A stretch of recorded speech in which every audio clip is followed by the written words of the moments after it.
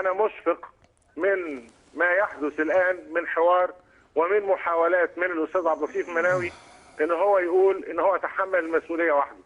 تحملناها معا وكنا رجاله، وبيتنا صاحيين 23 يوم وكنا رجاله. وفي يوم من الايام هحط قدامك وهحط قدام الناس كلها مخطط اسقاط ماسبيرو ومخطط اسقاط البيان الاول من ماسبيرو، وانا مش في حل دلوقتي لظروف كثيره ان انا اتحدث عن امور كثيره.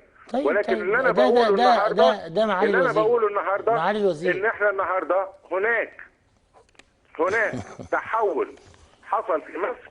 هذا التحول نحترمه جميعا.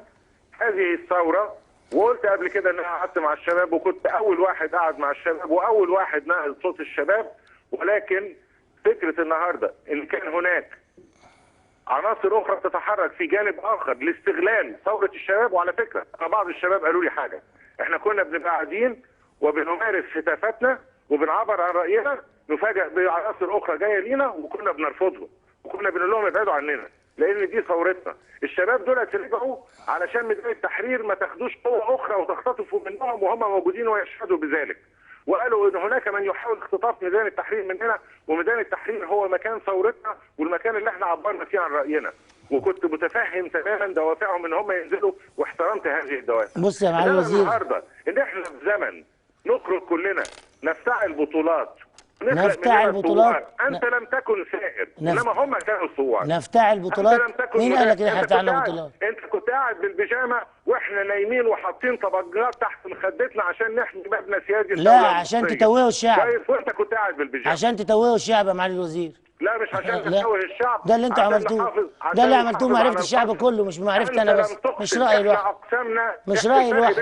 الفرق بيني وبينك حاجه واحده بس، انا اقسمت يمين، انت لم تقسم يمين يا محمود. انا بيني وبين نفسي القسم يعني على كل حال انا مش هرد على معالي الوزير لانه هو يبدو منفعل جدا وقال كلام ما يصحش انه يتقال، لكن مش مشكله.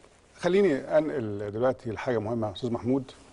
ماذا نريد من الاعلام المصري سواء وجد فيه؟ احنا كنا عند سؤالنا ان انت هتتعامل مع المرحله القادمه بصوره بنفس الصيغه اللي اتعاملنا بيها، ان انا بقول انا هنا لازم نتخطى فكره